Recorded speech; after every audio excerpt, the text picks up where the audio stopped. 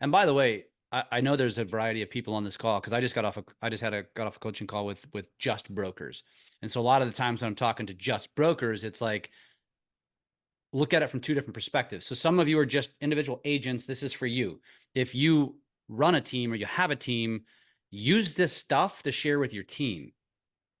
Be that person. Walk away from these calls and be me and Tristan to your team. Not only should you be giving your agents inspiration for ideas, you should be guiding them on how to execute it, what from the things we talk about here.